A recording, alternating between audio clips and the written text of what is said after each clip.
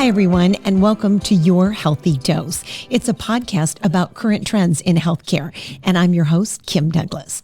So whether you play sports, ride a bike, or just have mileage on your body, you definitely want to stay tuned to today's show. Our guest is board-certified orthopedic surgeon with additional subspecialty training in trauma to the upper extremity. Dr. Ramin Modabber was the chief of orthopedic surgery at St. John's Health Center for 10 years and also served as chair of the Department of Surgery for 6 years. His specialties include trauma to the upper extremity, including injuries to collarbones, shoulders, elbows, wrists, and hands. Welcome, Dr. Modabber. Thank you. You have a full resume there. It's a mouthful. Just like my name. Yes, exactly. So can you talk about the different types of acute injuries that you treat here at St. John's? Sure. Obviously, St. John's is a level 2 trauma center, so they see all kinds of trauma. But in particular, I take care of injuries to the upper extremity. Right. So people that break their hips and knees and ankles will see my partners, but in particular, I manage injuries, as you mentioned, all the way from the collarbone down to the fingertips. So whether you crash on your bike or slip and fall, snowboarding, pickleballing, whatever, those are the kinds of things I take care of. Great. So talk about some of the repetitive microtrauma that you treat, kind of like tennis and golfer's elbow. Yeah, so very different. Same word, trauma, but macro single event trauma, like an accident, is very different than just a chronic overuse problem. Hence the name tennis elbow and golfer's elbow tend to be really common overuse injuries that we see in sort of our middle-aged active population, the weekend warriors, if you will.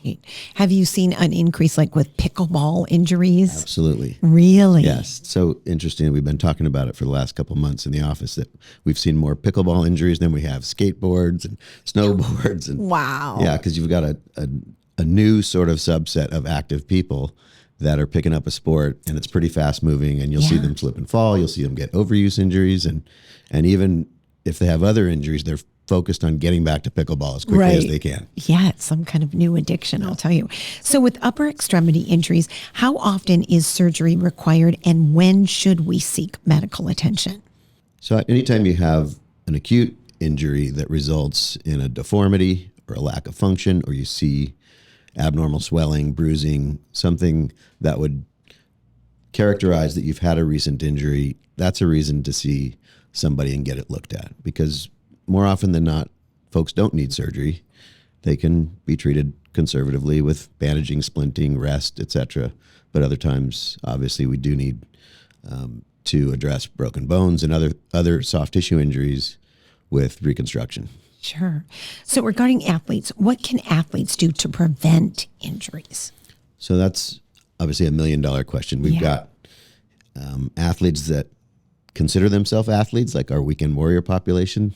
That's very different than our professional athletic population, who are the 1% of the 1%, that their whole life is about preventing injuries, because that's loss of competitive time, that's loss of financial. Yeah.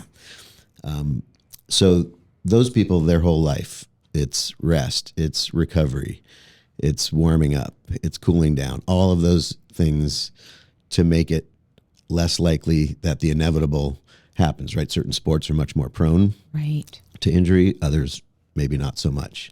For the weekend warriors, we tend to preach more of just warm up, don't go out at 100% after doing, sitting in a desk all week. It's going to put yourself at a higher risk of injury. Interesting. Tell me about cortisone and the misconceptions. Is it good for you? Is it bad for you? We've heard a lot. So that's another $1 million question. Yeah. So cortisone is probably one of the most powerful weapons that we have in our armamentarium. And just like any weapon, it has to be directed in the right direction, right? So it's not a one size fits all. There's a lot of myths about cortisone. Oh, I can only have 2 injections in my whole life. Right. Nonsense, right? Certain conditions that we're treating that are inflammatory conditions, obviously cortisone is going to be beneficial because basically it's an anti-inflammatory medicine. Right. It does have significant side effects. So for example, if you have the type of arthritis where you have an inflammatory or autoimmune condition, that person's going to be on an oral cortisone medicine possibly for life, with this with its inherent potential complication list, which is like a laundry list of complications. That's very different because those complications are probably better off than the condition itself. So they're going to take that trade-off. But for an active person that has an acute process or an inflammatory condition, depending on where it is in the body, you can be either liberal with cortisone injections or very, very conservative. So thinner, more vulnerable tendons, for example, which is a common thing. So we were talking about tennis elbow. Cortisone injections are sort of a taboo to do multiple times in that area because the thought is if you reduce the person's inflammation and pain and they continue to stay active, that degenerative process continues.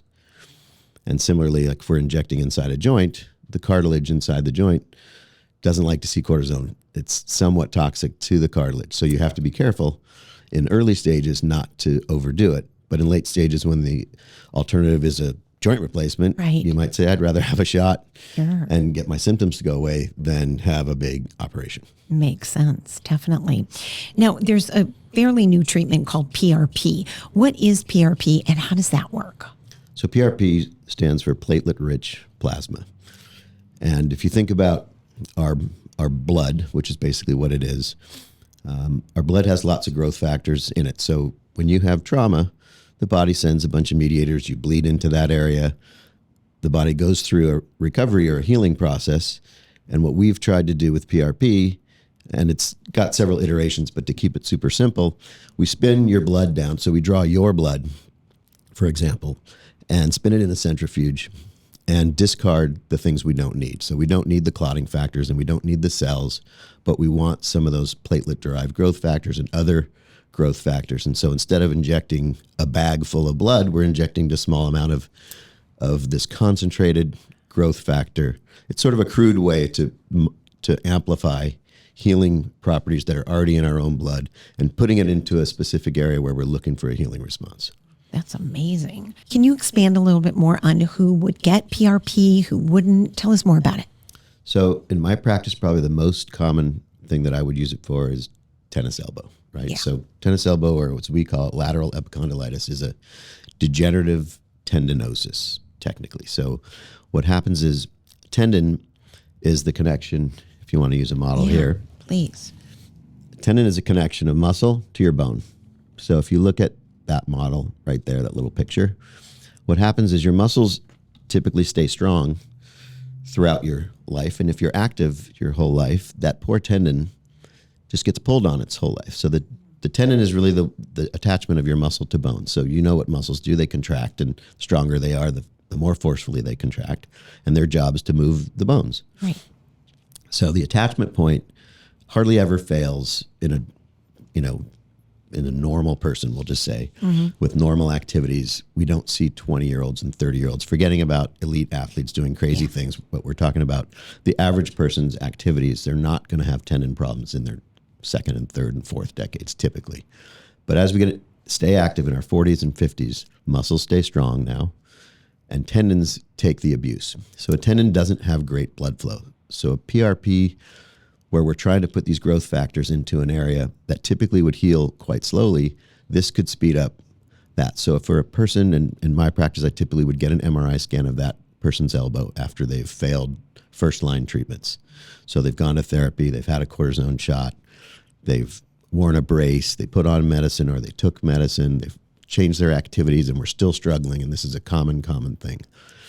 We started having this option with PRP maybe 10 years ago, and it was quite expensive to start, and it's come down in price. So it's a little bit easier to recommend it than it was when it cost $1,500 or $2,000. Wow.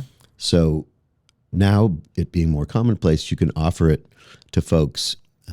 And I think other than, as a step between all those traditional treatments, and if your next step was surgery, now you've got an option, and it's an affordable option, and it makes sort of biologic sense. Now, that's the very simplistic version of PRP, because there are several types of PRP, and I don't want to get too complicated because there's some for arthritis that are used with some early decent results, nothing miraculous. It's not a magic pill, but it's a way to sometimes prevent surgery in an otherwise, patient that would be looking at surgery as an option to treat a chronic problem. So it's been a good tool. It is not magic, but it is definitely an adjunct to some of the other treatments that we have. So what makes getting treatment at St. John's so special?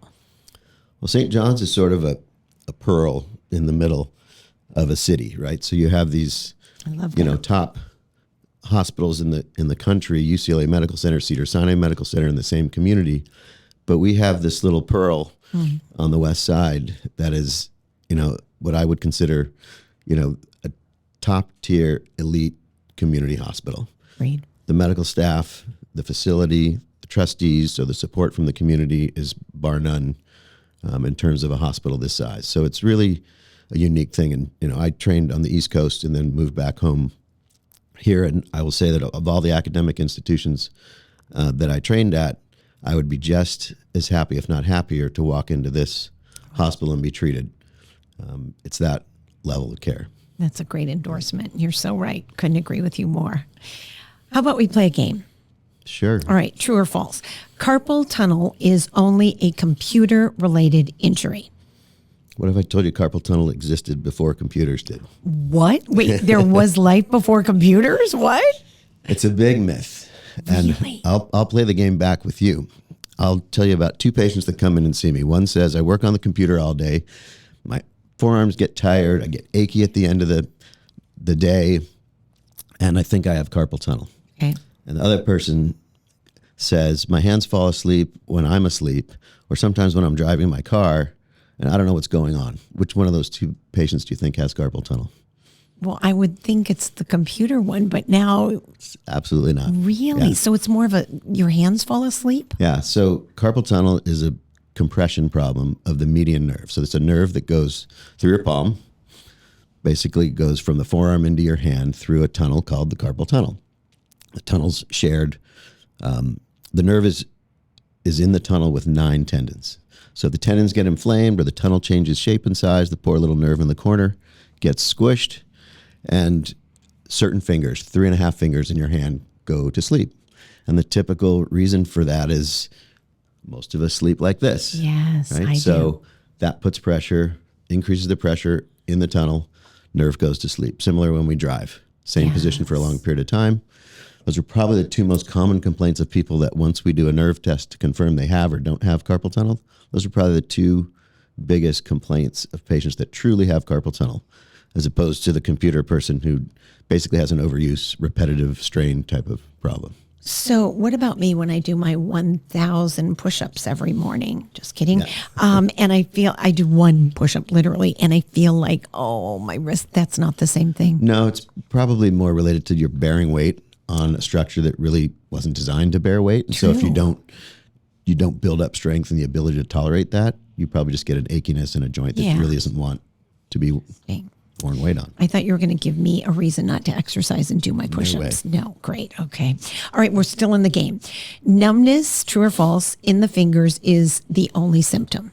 It's the primary symptom. It's not typically painful, although, if you've ever crossed your legs funny and had your foot fall asleep, right? If you left it crossed long enough, it does kind of become painful. It's a weird kind of pain. So yes, it can be painful, but the primary complaint is numbness, not pain. That's why that computer example is so, it's illustrative to just say, hey, you have a repetitive strain. You have pain associated with use, not necessarily a compression problem of a nerve, which is a much more mechanical problem. Okay, true or false? Surgery is the only option to treat carpal tunnel. No. No. Obviously, in the early stages, we have folks wear a brace. Oh. Just put a brace on at night when you're sleeping, not during the day, because if you're moving a lot, you tend not to have much in the way of numbness and tingling symptoms. But at night, we get into a fixed position and people get into trouble. And as I said, that's probably their primary complaint. So they'll just wear a brace at night, and that will oftentimes alleviate the symptoms and prevent it from progressing. But we see a lot of patients that are beyond that. They'll even have numbness even wearing a brace. We do a nerve test, which is pretty much diagnostic for carpal tunnel. So we can stratify patients into mild, moderate, or severe. And the moderate and severe are usually going to be recommended that they have surgery. And the surgery, another myth, is that it's terribly complicated. It has a long recovery. All of those things are not true. We do it through an inch-long incision in the base of the palm under local anesthesia with a little sedation, and patients wear a bandage for a week. Stitches come out, and off they go into whatever it is they want to do, with the exception of your push-ups right on your incision. My 1,000 push-ups. Right, your 1,000 push-ups. Yes. Yeah, we keep it at 500. Oh, good. Okay. Well, that's really good, great information. And last but not least in the game, true or false, carpal tunnel is hereditary. So again, a tough one. Most things in medicine have kind of a two-prong thing, right? You have some genetic component, and then you have an environmental component. So what was your lifestyle? What habits or vocational activities? So you operate a jackhammer, you're at increased risk of developing carpal tunnel. Makes sense. But our anatomy is somewhat hereditary. So let's say I see lots of patients that are like, oh yeah, my mom had it in her 40s. This one has it in her 30s. So definitely there's a genetic component, but it's not a strong correlation. Okay. Regarding some other questions, and when do you seek medical attention for carpal tunnel? So I think people don't necessarily come in and say, I have carpal tunnel. Mm-hmm. They might come in, like I said, and say, my hands go to sleep when I'm asleep. What's going on? Yeah. Or I'm typing on a computer all day and my hands hurt. Right. And we have to do some education like this where we just say, look, we'll do a nerve test, but we have some really crude tests we use in the office to kind of gear people and kind of set them up like, yes, this sounds very much like carpal tunnel. Your findings are very consistent. Your history is very consistent. We'll do a nerve test to confirm it and treat them according to that mild, moderate, severe. Right.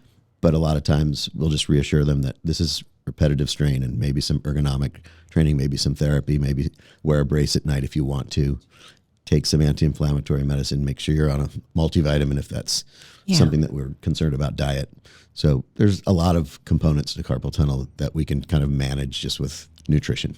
And what about, it sounds like you kind of touched on this already, but what about how to prevent it? Is that the same thing, like you said, the vitamins and restructure?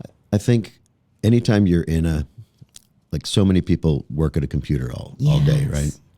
So if you have an ergonomic setup that puts you in that same weird position for a long period of time, maybe that's a setup and that can be corrected. So that would be a prevention. But it tends to be, the other thing is people on their computers all day, 20s, 30s, and 40s, we don't see much carpal tunnel until the 5th and 6th decades and later. So it's not really a young person's problem. So the young people that are on their computer all day or playing video games all day that think they have carpal tunnel more often than not do not. So we're going to move to a new topic, arthritis. So what exactly is arthritis, and how great that you brought a model? So arthritis in its true Latin definition is inflammation of a joint. Itis is inflammation, arth is a joint. Okay. So all of our joints have cartilage at the very end of the bones that we get one shot at. It's only a couple millimeters thick, depending on the joint. And when it wears out, we don't have a good recovery process. Our body doesn't make this kind of cartilage. So a healthy joint has nice, smooth surfaces. As you start to get a little bit of wear and tear, or even more aggressive wear and tear, or even quite severe wear and tear, that's what we're dealing with. So this is a person who's going to be a candidate for a joint replacement. These people probably need some activity modifications, maybe some anti-inflammatory medicine or other measures to manage the inflammation and the pain. And there's lots and lots of sequential treatments for arthritis before we move on to joint replacements and big reconstruction. There's a whole industry about trying to protect that cartilage because we don't have a perfect replacement other than, we put metal and plastic and other kinds of tissues in between to try to protect that cartilage is the key. So are you showing us through these models the different types of arthritis? So this would be just the progressive of one arthritis. So this would be more osteoarthritis, which is bread and butter wear and tear arthritis. The other model of arthritis, rheumatoid being sort of the prototype, is an autoimmune or an inflammatory type of arthritis where our own inflammation, our own immune system is attacking that cartilage. So that is a different type of problem, and we talked a little bit about how that would be a different kind of treatment too. You'd put them on these high dose medications that will slow down that inflammatory process so that it doesn't destroy the cartilage, because once it's gone, you're sort of stuck with options that are a bit more invasive. So clarify for us the options that are available for the different types of arthritis. So if we just think of osteoarthritis, which is the most common, just wear and tear. If you think about it like your automobile tires, right? Who gets arthritis? Some people have thicker cartilage that's a little bit more resilient, right? They run 50 marathons, their knees look perfect. Yeah. No explanation why that person gets no arthritis, and somebody else who's a couch potato gets arthritis. So there's a genetic component to the strength and the thickness of the cartilage, and then there's also the environmental component of, I played sports for 60 years. Right. I had an injury that cracked into the cartilage when I was younger, and that set up arthritis. So just like your automobile tires, some are made better, and some people drive harder. That would be sort of the model that I explain to patients all the time. That's just the way it is. Let's talk about how to prevent arthritis. Parents, get better parents. Uh-oh. Yeah. It's a tough one. Obviously, we're trying to protect joints. So, lower weight protects your joint. Makes sense. Right? Obviously, certain activities. So if you have had an injury or you have some early arthritis, maybe you switch from running to biking or swimming. Those kinds of things can kind of change the course of a joint wearing out. Most of the time, if you're not having problems, it's really just general health, right? So maintain weight, stay active, keep the range of motion of the joints, keep the muscles around the joints strong. But injuries are probably a big component of it, because if you injure some of the stabilizing structures of a joint, right? You've heard about ACL reconstructions all the time in athletes. That's an instability problem that can set you up for arthritis, because that joint's now a little bit wobblier. So like a tire that's sitting on the road and wobbling, it's going to wear out much quicker than one that's really aligned, nice and tight, and just stays where the whole load of the road is shared by the entire width of the tire. Makes so much sense. That's a good analogy. So this is one of my favorite parts of the broadcast, and that is getting to know you. And you are a huge advocate for a work-life balance. Why is that so important? Well, I think mostly in the framework of physician-to-physician relationships. So with your partners, we have a fellowship in our group where we train fellows. These are people that have done 5 years of orthopedic training, and they're doing an extra year in sports medicine. And so you get to know them, and I think medicine is a very powerful mistress. It can really take over your life. You want to be better. You want to work harder, especially early in your career. You want to take everybody's call. You want to just kind of manage as many problems as you can and be a good steward, both for your practice, your community, your hospital, whatever your goals are. And I think you become a better doctor when you have a more balanced perspective on life. So if you want to be a good husband and a good father and a good son and a good partner and a good steward for your community and all these little boxes that you want to check, that, and have fun, then you're going to be better. You're going to talk to patients better. You're going to have a broader perspective to offer your patients in terms of advice, counseling, lifestyle changes, whatever it is that you want to talk about it. I think if you've had a more balanced life, you're going to be a better doctor. I couldn't agree more. And that goes for just about any career, Agreed. Doesn't it? So I hear you've created your own arm brace. How did that come about? Oh, it's a pretty silly and basic story. When I joined the practice, this is the late 90s, here in Santa Monica, one of the brace providers kind of walked into my office and said, which of the braces are you going to want us to stock? Right. Now, because I was the first hand surgeon in the group, so they wanted to know which ones I liked. And I said, I don't like any of them. They're all cut too far into the hand. They don't let your fingers bend. They're too hard to put on. The materials are terrible. So they're like, well, would you work with us and make one? I said, absolutely. And at the time they had a contract with Body Glove, was the provider of their materials. So it was a neoprene, since I think Body Glove priced them out of using Body Glove, but so they have their own neoprene. But basically it's a neoprene wrist and thumb brace. We have several different varieties, but basically it's easy to put on with one hand. It allows full finger flexion. It's got a little removable stay. It just was a very, very simple conversation, but super, super practical. And it's still used. I think they sell, 25,000 a quarter or something like that. Wow. Yeah. It's around the country. Yeah. Congratulations. That's wonderful. So to close out the show, if there was just one thing our viewers should take home from today's discussion, what would that be? That's a tough one too. But I don't know. I have this sort of mantra that I say that everything in life in moderation, including moderation. And it goes back to work-life balance. In other words, all the kind of cliche things about a healthy lifestyle and a balance in your personal and professional life.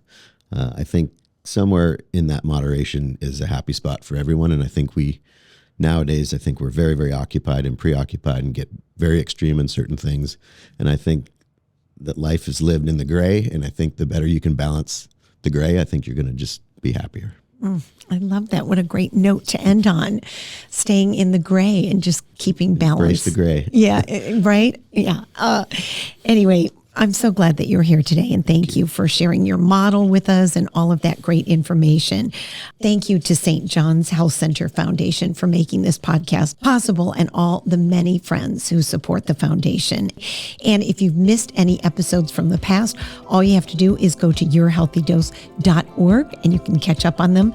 In the meantime, I'm Kym Douglas, and for today, that's your Healthy Dose.